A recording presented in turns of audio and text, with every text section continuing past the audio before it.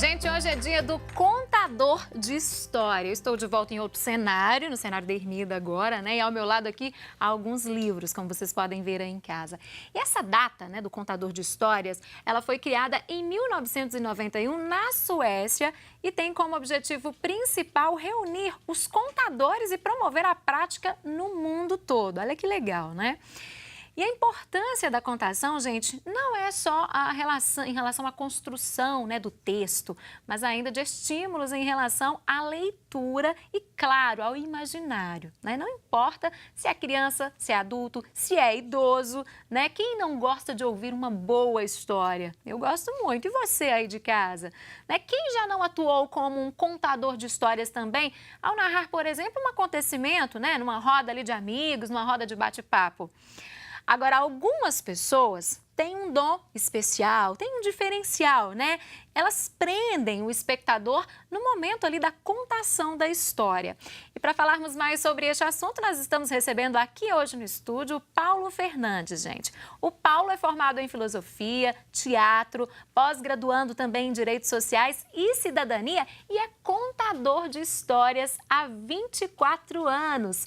E ele também é mediador de leitura e professor, acima de tudo. Paulo, bom dia, bem-vindo aqui ao Manhã da Piedade. Bom dia, Síria, muito obrigado, né, pelo convite para estar aqui, para falar, né, desse dia importante, né, que é o Dia Internacional. Parabéns pelo seu dia, Obrigado. Primeiramente, né, uma data muito especial. Eu queria que você contasse para quem está em casa, já no início desse nosso bate-papo, de onde vem esse seu interesse por contar histórias, quando que isso começou, Paulo? Bom, na verdade, começou de forma... Foi de uma forma muito interessante, porque eu fiz teatro, né, pelo Teatro Universitário da UFMG, e eu trabalhava no colônia de férias.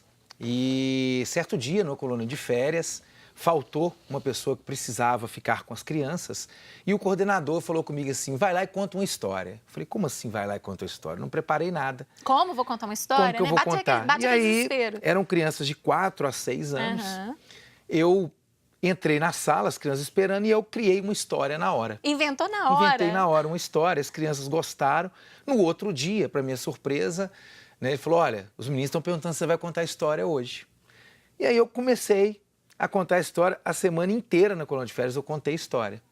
E aí, claro, eu comecei a ler alguns livros, né, infantis para preparar a história para o dia seguinte. Começou a pegar gosto. E a partir daí eu comecei a contação de história. Isso tem quanto tempo? Isso já vai fazer 24 anos. De lá para cá, então, você foi só se aperfeiçoando? Só me aperfeiçoando. E aí a gente vai tomando gosto, eu sempre participei, né? Aqui em Belo Horizonte tinha um encontro no antigo Itaú Cultural de Contadores de Histórias, era toda terça-feira, e eu sempre ia para assistir. Né? Lá eu escutei uma história que eu nunca mais esqueci, que é a história do maior desejo da mulher. Ela é um pouco grande, não dá para contar aqui, mas depois eu posso, se alguém tiver curiosidade, eu vou contar, vou deixar no meu canal, né, do YouTube, Ler é Criar Asas. E daí para frente eu passei a ouvir, passei a frequentar lugares com contadores de histórias, né, a feira de histórias, que tinha a coordenação da Beatriz Mirra e da Rosana, né, que acontecia ali perto do Colégio Arnaldo, ali na Alameda, ali pertinho, ali onde tem também...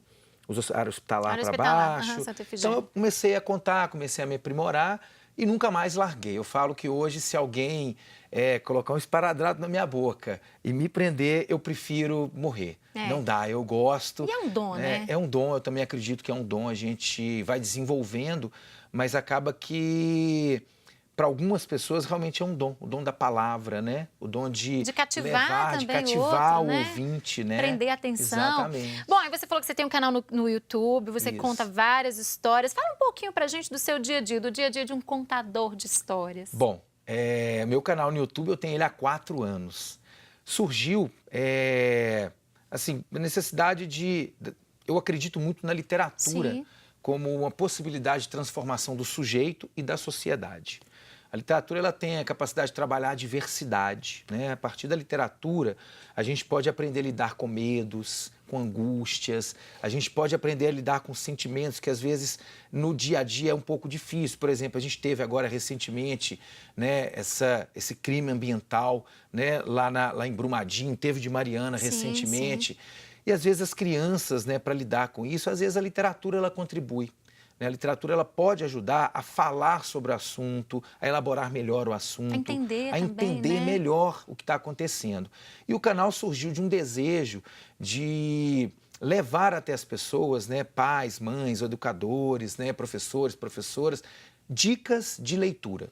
Então eu gravo sempre, às vezes um dia antes, ou até no mesmo dia, eu gravo em casa mesmo, né? Eu tenho uma biblioteca considerável de literatura infantil e juvenil de 750 livros aproximadamente. E você indica e fala Aí um eu pouco desse indico, livro. falo um pouquinho do livro e a intenção é fazer com que essas pessoas que às vezes não têm, não sabem escolher, têm Sim, não sabe dificuldade nem de por onde escolher, começar não às sabe por vezes, onde né? começar, olha, aqui no canal do Paulo tem aqui uma indicação de E livro. você atualiza sempre? Tem post novo? De quanto em Todo quanto tempo? domingo, há 4 anos, ininterruptamente um vídeo novo. Já são mais de 200 indicações. Nesse período de 4 anos, eu li aproximadamente 600 livros infantos juvenis, né? E no meu dia a dia, né, eu tenho um filho que vai fazer 4 anos, tenho um outro que vai fazer 13. Sempre contei história para o maior e agora eu conto história para o menor. Estimulando ele também Estimulando. nesse A mundo, né? primeira coisa que eu fiz quando ele nasceu foi pegar no colo e contar a história dele. E hoje ele deve querer o tempo inteiro, Ele é o tempo inteiro, apaixonado né, por ouvir histórias. histórias. Agora, qual é o segredo para contar história? Tem alguma tática? É a interpretação? É o olhar? É o gestual? O que é, Paulo? Olha, Síria, a primeira coisa para ser um bom contador de histórias é ser um bom escutador de histórias. Primeiro tem que ouvir Primeiro a você história. tem que saber Entender, eu acredito também, e né? entender. E outra coisa que eu acredito ser fundamental é quando você vai contar, é você gostar do que você está contando. É você ler, se identificar com aquela história. Sim. E a partir daí você também vai colocar um pouquinho de você na história, né? O Walter Benjamin tem um texto que é muito bacana que chama O Narrador, que ele fala exatamente disso, né? O narrador é aquele que coloca um pouco dele na história. Porque você pode ser contador, eu posso, né? Qualquer um pode ser, mas a forma de contar vai ser sempre diferente, porque você traz com você a sua experiência de vida, você traz com você as suas vivências, você traz com você a sua bagagem cultural, você traz com você, né, o seio familiar do qual você faz parte. Às vezes você tem ali no seio familiar alguém que contava histórias e fez com que você se tornasse um contador de Você histórias. traz um pouco disso Você também, traz um né? pouco de você em tudo que você vai contar. Para o contador de história, no seu caso, tem um tipo específico que você gosta mais, que você prefere contar? De histórias? De histórias. Olha, eu gosto de histórias de tradição oral e gosto muito das histórias que trabalham valores, né? Histórias em que, quando você conta, o ouvinte ele vai ter ali a possibilidade de uma reflexão através dessa história. Né? Além de trazer a questão da criatividade, da imaginação, Sim, né? sim. De embarcar no mundo da fantasia, de também trazer uma reflexão e de trabalhar valores. Eu Já é gosto muito possível disso. ver, você provoca essa reflexão naquele momento ali nas Sim. pessoas. Já é possível ver depois da contação que as sim. pessoas já começam a conversar, ficam mais Sim, intrigadas, sim. né? Tem uma... eu vou pedir a permissão. Tem uma pequena história que eu gosto de contar, que é uma história oriental, que ela é assim. Na velha China, no alto da colina, morava um velho sábio barbudo chinês. Pessoas do mundo inteiro vinham visitá-lo para ouvir suas sábias palavras. Certo dia, entrou na fila um homem bem velho. Ficou esperando por mais de 15 horas para chegar a sua vez. Quando ficou de frente ao velho sábio barbudo chinês, olhou em seus olhos e perguntou: "Ó velho sábio barbudo chinês, quando tu dormes, dormes com a barba por baixo do lençol ou por cima do lençol?" O velho sábio barbudo chinês nunca mais dormiu. Olha só, e a criançada ouvindo isso aí, vão Crianças todos e para casa adultos, né? intrigados, adultos também, né? Porque, na verdade, o conto oriental, ele deixa em aberto. É para que você construa o final. Né? A nossa própria vida a gente vai construindo. Ela não tem um final feliz ou infeliz. E cada dia um acontecimento Cada novo dia é um também, acontecimento né? novo e você constrói no decorrer da sua vida, né, as suas próprias histórias. Né? E isso, quando a gente trabalha as histórias orientais, a gente vai ter essa oportunidade de entender que a vida também é assim, ela é em aberto, você constrói, você faz escolhas, as escolhas têm consequências, né? E dependendo da escolha que você fizer, vai ser um caminho.